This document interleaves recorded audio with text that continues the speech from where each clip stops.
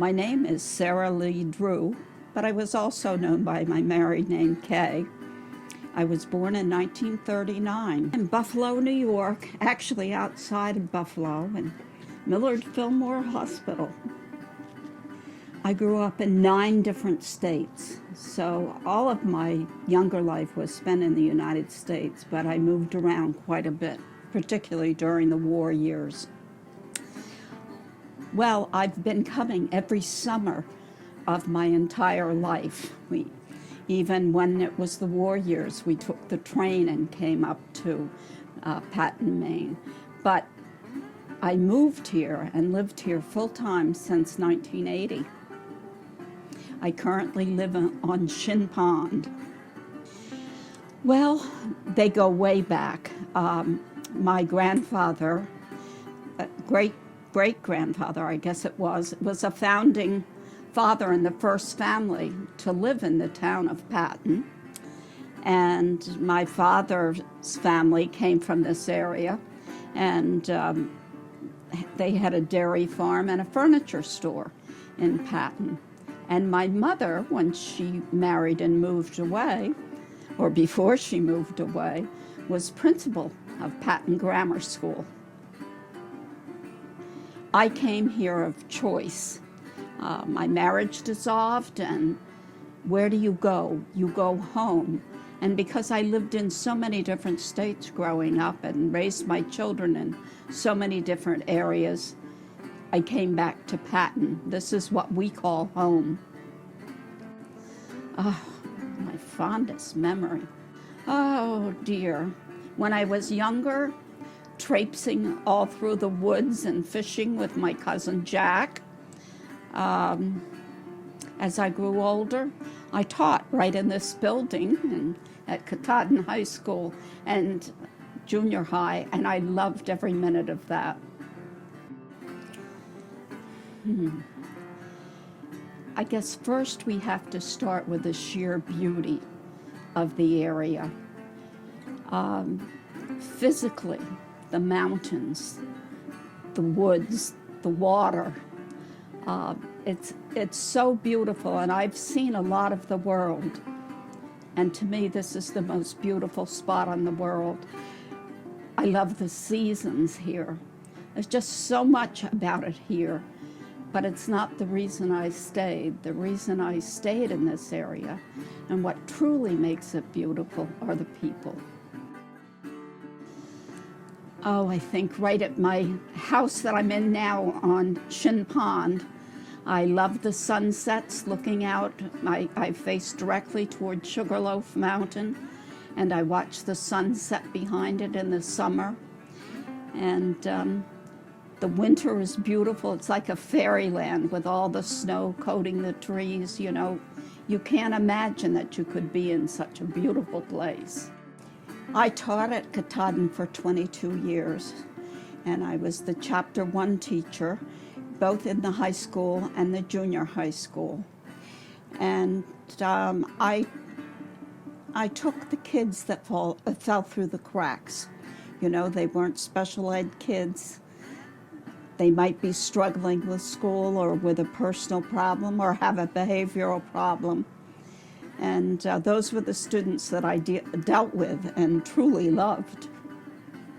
Well, the person that inspired me the most since I moved back here would obviously be Irene Bradford.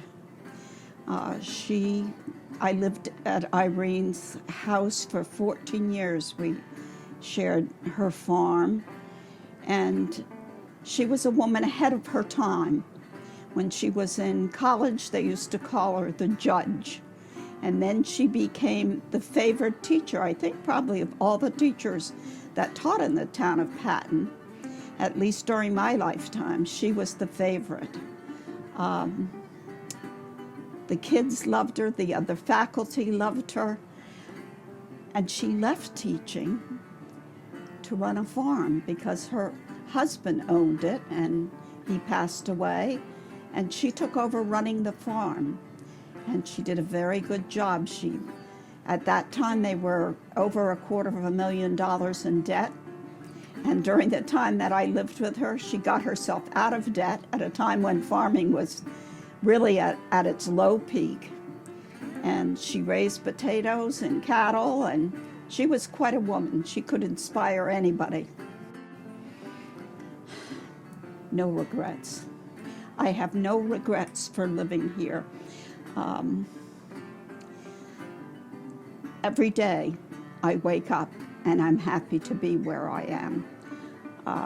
A lot of that has to do with age, but most of it is just the people. I said before that was the thing that I liked best about this area.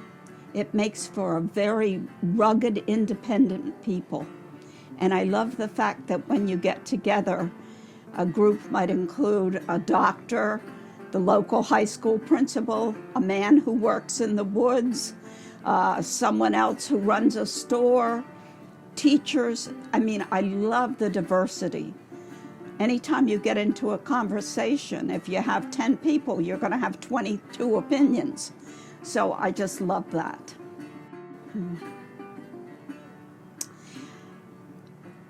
As a child, boating and fishing in Shin Pond. As an adult, I came back to Shin Pond after spending 2 years running a refugee camp in Singapore. I lived a very nice lifestyle. I had a maid and a chauffeur, and it was a very posh lifestyle. And I got back here and was getting no support. I started teaching, and my youngest son and I lived on that money. But the first time I went out and I shot a partridge, and I took it home and cleaned it and cooked it. It was that feeling of being totally 100% self-efficient.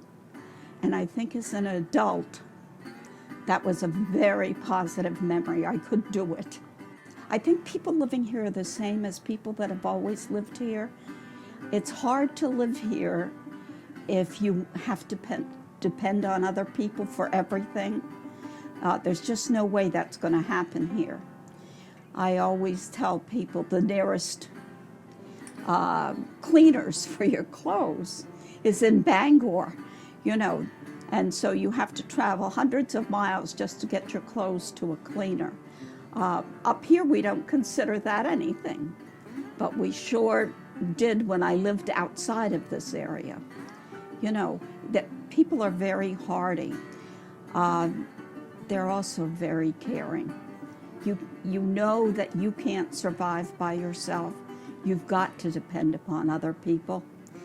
And because of that, people care about other people. I just heard about a local, to show that, a local woman who lives by herself slipped in her driveway and fell under her car. And she lay there because her driveway was set back from the road for quite a while. And finally she was able to crawl out and crawl up her porch steps and get into her house. But of course she was hurt and bruised. About 2 days later it snowed. And her neighbor next door, who was a beautician, immediately ran over and shoveled out her driveway and shoveled off her porch. She didn't want her to slip again. And that's the kind of town we have. People care about people before they ask for it. I'd like to see them earning enough money to maintain the services that we need to live in this modern day and age here. I'd like to see kids choosing after going to school to coming back to this area to live. I love this area, and I know there are things that we need, but I also know that we'll survive with what we have. We're very good at that in this area. We don't need the same things that other people need in terms of goods. You know, we tend to make our lives revolving around the outside. It would be nice to see the new park develop, but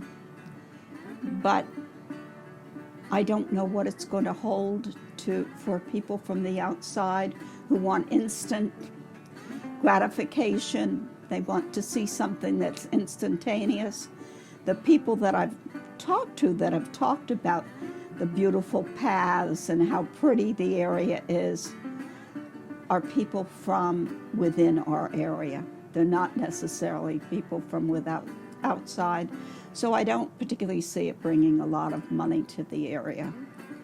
But if it can stave off development and overuse by other companies and industries, I'd like to see that. So many special people.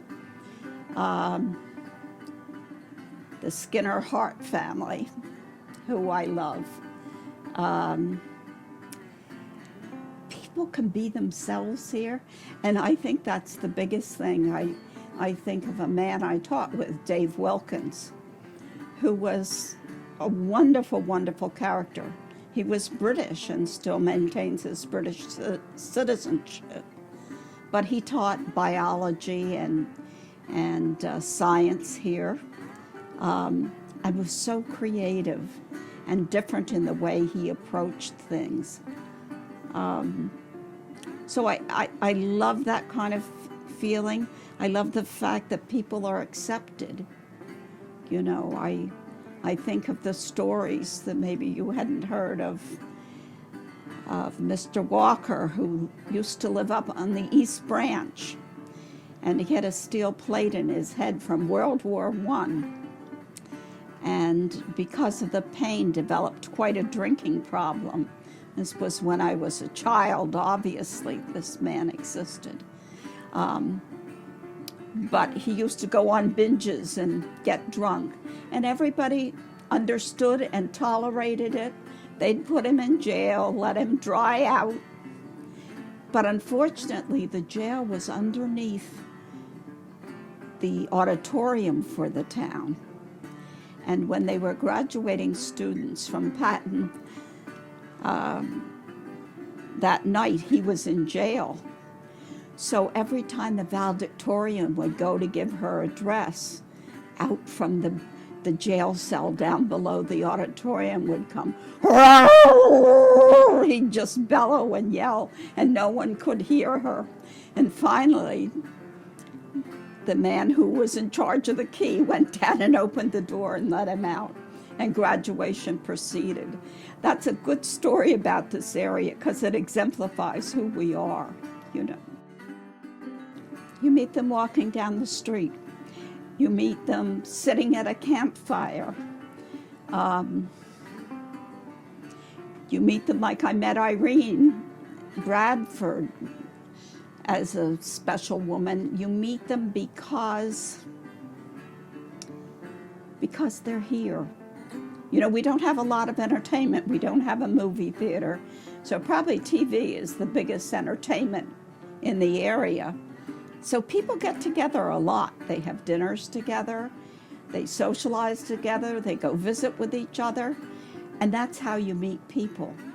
That's also how you get to know them. I like the fact that kids are not always glued to their phone or their communications, you know, when they're out and about. So that's good. You know, I think one thing we've lost in our civilization is the people-to-people encounter, and we need more of that. Oh dear. Well, I told you I lived in 9 different states, including New York, Tennessee, Virginia, Georgia, Maine, Massachusetts, New Jersey. I mean, I've lived in a lot of states, but I've also lived on every continent except Antarctica. So I've been in Asia. I lived in Singapore. I lived in Europe, in Belgium. I lived in the Middle East, I lived in Israel, and I've traveled extensively to South America and other areas of the world. Do I mind saying that my favorite place to live was Shin Pond, Maine? No, I don't. I love Shin Pond. I love the beauty of it. I love the people that live around it. I don't think there's anything that I dislike about it. I mean, it's a place where people come and they draw in their breath, you know, particularly as they watch the sunset over the mountain. So I love everything about it. My vision for this area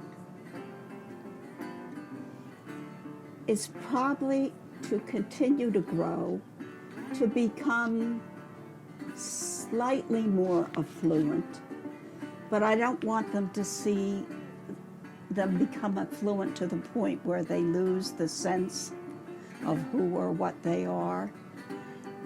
I'd like them, I always tell kids, go off and learn about the world so that you can come back and accept the beauty we have here. Well, like I've said my whole life, even though I didn't grow up here, this has been home. So it's all the feelings that that word encompasses. It's comfort, it's love, it's beauty in the simple things. It's appreciation of what we have and each other. I think that's my view and my vision, that we continue in this, that maybe we prosper a little more. There's too much poverty in this area. Drugs have taken a hold, and that's sad. And I hope we really address that, because it's because of what people don't have that's come about. But I love everything about this area, but particularly the people. I just want to see them continue to grow as they are. They're a caring, wonderful group of individuals, and they're strong individuals. And that's something I failed to mention, is that people can be who they are here. They don't have to live up to what somebody else thinks they should be. And I love that.